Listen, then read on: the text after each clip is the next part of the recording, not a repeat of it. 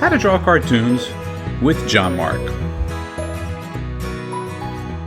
Today's lesson, I'm going to take this little cute cartoon, little cactus that I did a while back ago, and we're going to apply some watercolor techniques to it.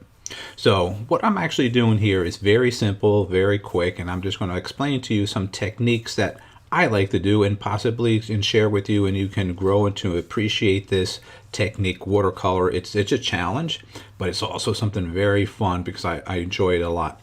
One of the things you'll notice, I intentionally have it on a gray paper just to have it on a different background color. It's because the colors that would come across, I have a little bit more of a substance to it versus on white paper. It's just my choice for right now for this lesson. So what I'm doing here is I have on the side all my colors laid out to me, very little, and it's wet. See, as I put too much in that one spot there, I want to come back and get more water. So what I want to make sure you have an understanding is how to apply the watercolor. It's mostly water with a little color in it, aka watercolors. You shouldn't be painting or using your brush to make it look like acrylics, like really cakey on there. That's not what you really want to do. You can, but you should make it more transparent and blend the color. So you started with a foundation on the bottom. Well, in this case, I'm actually working with the green.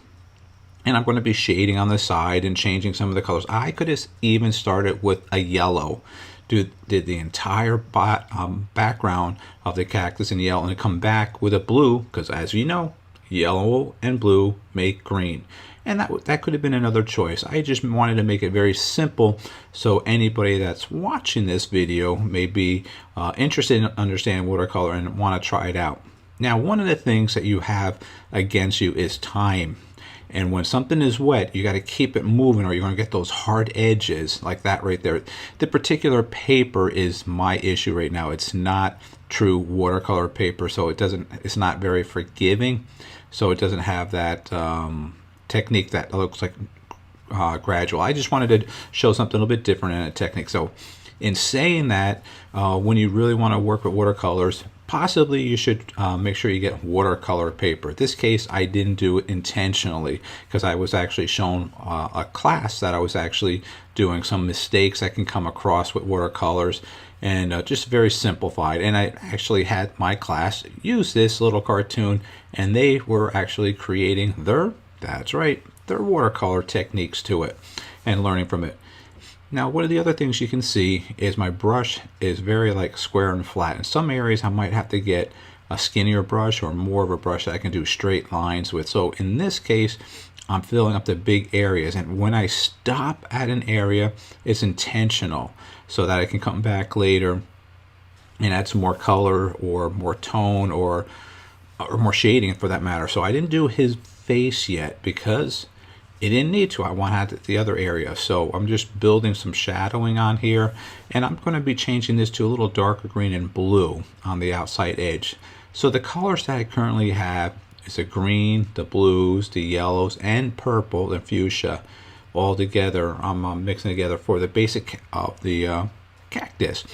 But for the flower pot, I'm going to make it like a little terracotta, so I'm going to have it more orange. And as you can see right now, when I'm just filling in the little face there, I'm trying to avoid the eyes.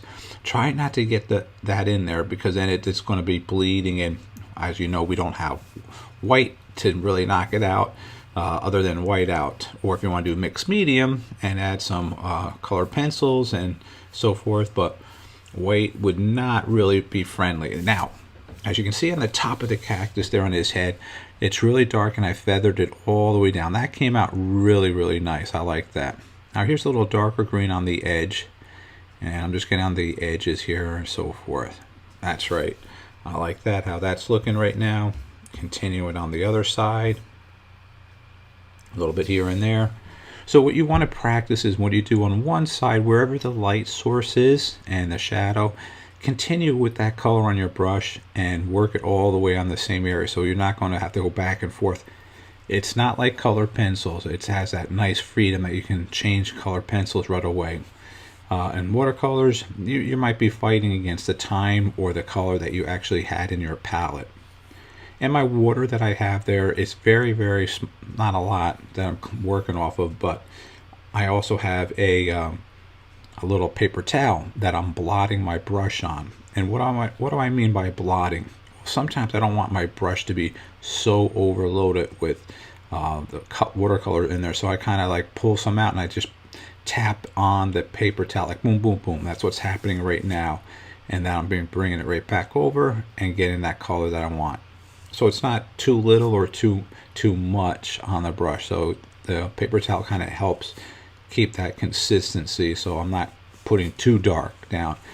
I like to start lighter and build up on it when I'm doing my watercolor. So when you're practicing, play around with some objects. So don't start off dark because it's hard to go backwards with watercolor. So start light and the foundation, build it up. Very, as you can see here, the light on the face, all the way below his mouth there is very light. That's good because you can always build it up. Don't think it has to be that green. In that case, it'd be 100% all the way.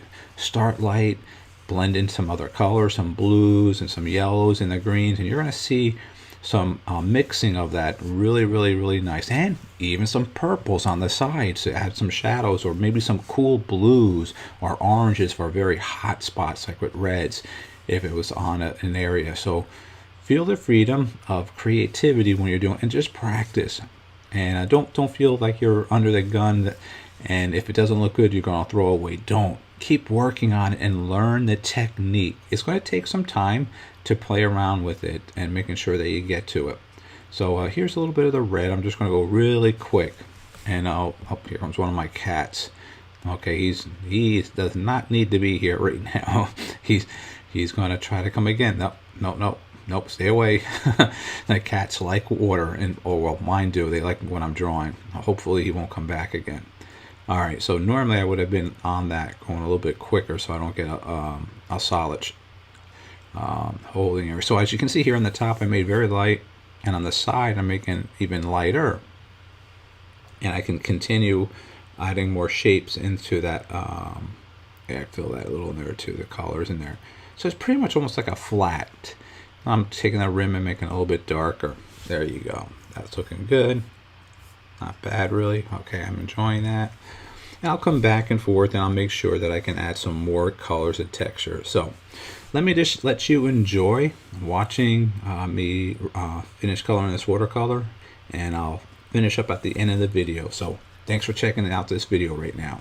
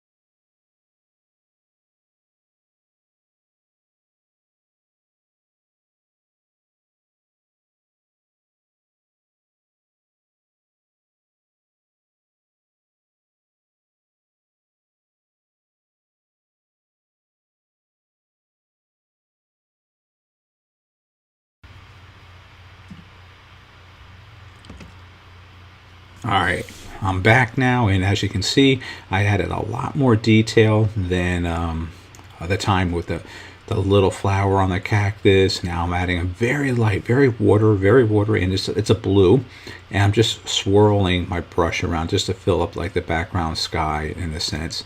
And I'm just moving around in a circle and a little bit more. I'll add more blue when it gets closer to the little cactus, and then I'll make it a little darker underneath there as well too by the pot. And as you can see, it took some time to get to this level right where we are, so almost about 20 minutes worth. I'm really going quick. It's not 100% that I would like, but you know what, it's cute, it works for me, and I know I want you to appreciate the technique of watercolor. Don't be afraid of it. Challenge yourself and experiment on paper offside. So as I'm going here, I'm going back with some darker blue on the back side and the front side and pulling it out. Again, even though I could like the solid blue, I like to feather it out. Bring some colors, again, building up a little more, a little bit more, a little bit more. Don't just start with 100% that color. Again, because if you can't go backwards, just remember with watercolors, and be very careful not to overlap on an area that you just did with the brush, because it'll bleed into that. So that's why I held off from doing the sky right now and waited to the body of the cactus kind of dried up, so that outside edge there would not be wet, to bring the blue, and kind of like a tide coming in from the beach. Just imagine if you just have something there, just like brings it in. So you have to be careful, unless that's a little style that you like. Well, as always and always, I want to say thanks for checking out this video, and have a great day. Our website, jmg-studio.biz. If you like this lesson, you'll find others like this on our site. We even have a store that has our drawing books and many other goodies. Thanks for the support.